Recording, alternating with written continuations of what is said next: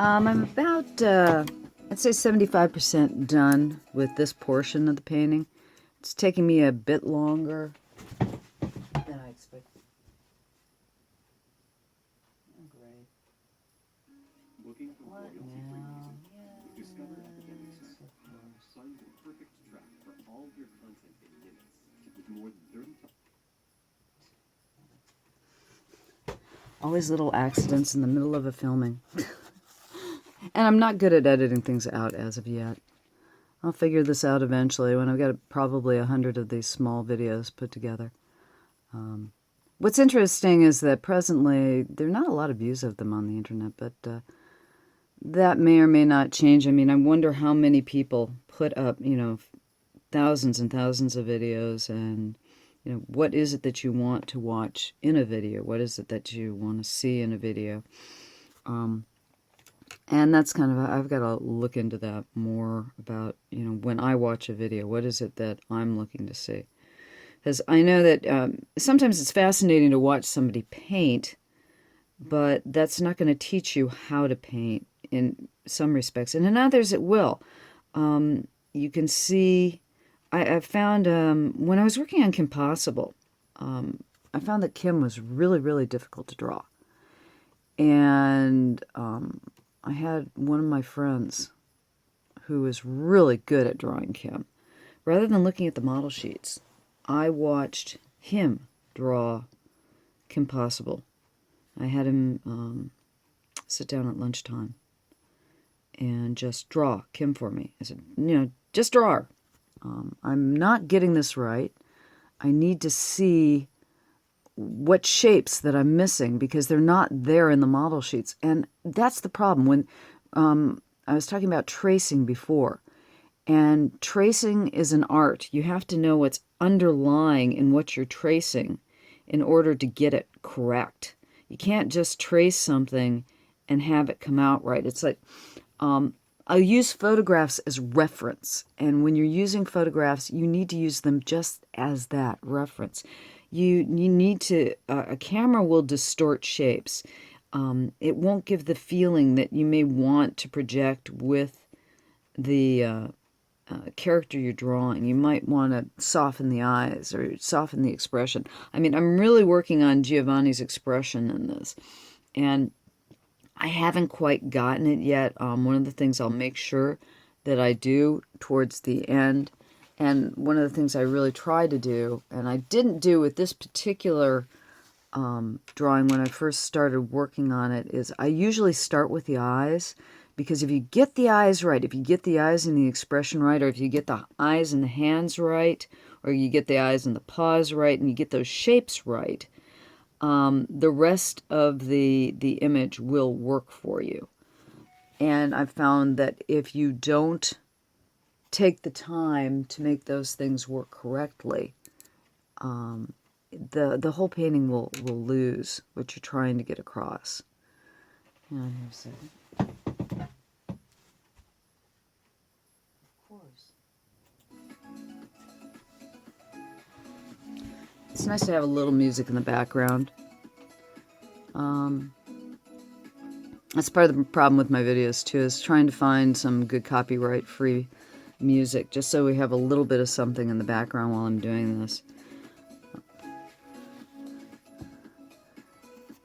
But anyways, so you can see I put quite a few, basically I've put about probably an hour and a half to 2 hours into getting the color right on Giovani here. And you can see in the top, the initial color here was, this is the Payne's Gray, so that the blue in here is the Payne's Gray. The lamp black has a tendency to be a little bit more transparent than the Mars, and the Mars black comes off flat, a very flat, very dark black. If you the area above his eye here, that's the Mars, and what happens is that sometimes it gets a little bit too thick and a little bit too dark, and it's a heavily pigmented color, so you can go in there, and what I'm doing right now is I'm scumbling it, and that's what I call when you take the brush and you rub the paper a lot. that I call scumbling, and that'll get the pigment to move. And what it will do is it'll take the individual lines away that you initially put in to give that fur-like feel, but it will also even up the color. So if you've laid down the color and it comes out too flat in one area, I'm just putting in, this is just straight water, and then if it's too heavy still, blot it away. And you're never going to get, quote, if you can't get all the color you want out, let's see here. Okay, see right here above his eye there, I've got a little bit of Payne's gray that was mixing in there that I didn't quite like. This is an X-Acto knife blade. You know, you can hold it in your hand. It's easier to work that way. You just take the tip of the X-Acto knife blade and you scrape it away. Kind of flat. You can see I'm using the flat edge, not quite the tip, just the flat edge of the blade. But it takes a little bit to just get the point and the flat up top. And I'm scraping away the paper. And then this is a kneaded eraser. Okay, right now it looks like a pale stone. If you pull it, it's like silly putty. I'm going to take this kneaded eraser. In the Renaissance, they used to use bread dough. And I'm going to take just basically flour and water. And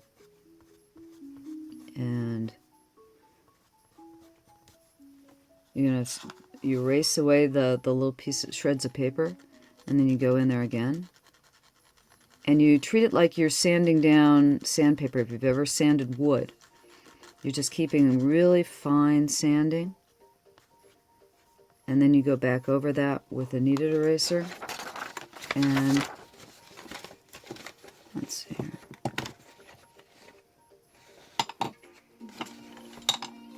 So I'm looking for my latex eraser. My apologies. It's like you think you had it in front of you and you moved it.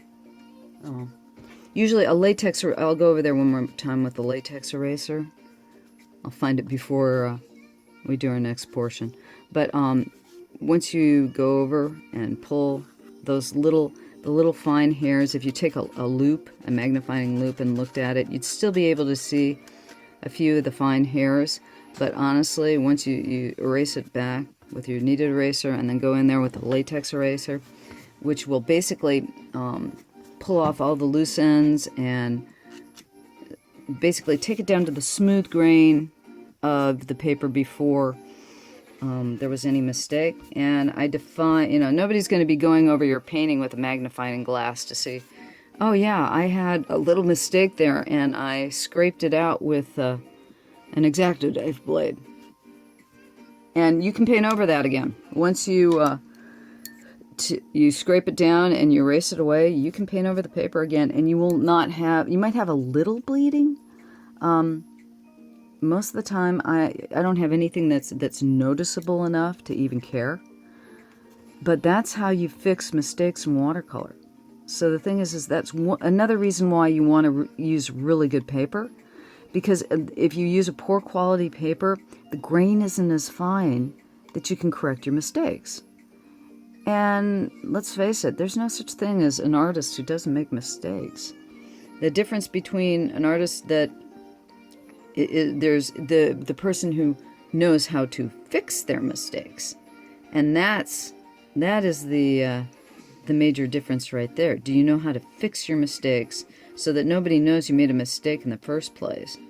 It's kind of like, I really enjoy watching professional ice skaters or gymnasts, and what you never see is the millions of mistakes that they make before they get to that perfection. And even then, they make mistakes. I mean, if you watch Olympic ice skating, the biggest problem is getting through that routine without making that one fall or that one error.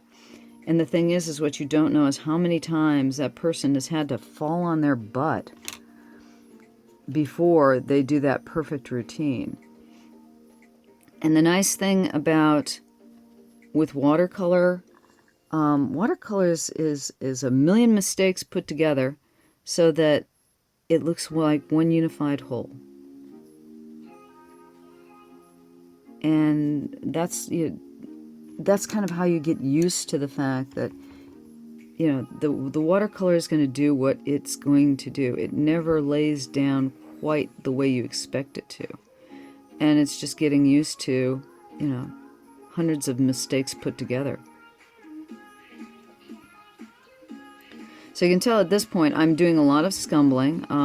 Right here in his ear, there's Payne's gray here, and I've used Mars black here. And I want to get this edge of his ear a little bit stronger, so I'm going to take some Mars black, and I'm going to give that line, the edge of his ear, a solid. And one of the other things that I like to do when I'm done with the watercolor painting, I will come back in with my pencil. When I'm completely done with this piece, I will come back in with pencil and give it one more going over to get it really detailed. I'm gonna push in on some of the. Let's see here. Now, let's see, right? Let's get on his eye there. Why is it when you want to get the camera one place? Okay, we're going to look at his eye there. And the eye there's some shapes going on there that I don't particularly like. So I'm going to get in here with water. And I'm going to pull off the paint that I've put in there, because I don't really, the shape of it is not going the way I want. I want more of a round shape, and it almost had a straight edge there. Yeah. So I'm getting more coming in here, and again, this got a lot of Mars black on it. So I'm pulling out that pigment, and it's taking it down to a gray. And you'll notice a lot of the texture that I've already put into the painting there, it's still there. And as I'm pushing this back, you can see there's an edge, the black right there. And that's a little bit higher than I want it to be. So I'm filling my brush with some paint now rather than the water. And I'm going to take that line and pull it down a bit.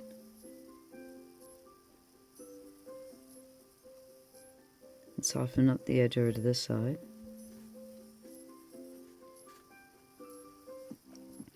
And there's this bit of darkness that happens around the cheekbones here. Sorry. My brush is hitting the camera. I'm doing really well on this one. And like I said, once I get all the details on this, I am going to, I haven't decided, I probably will use either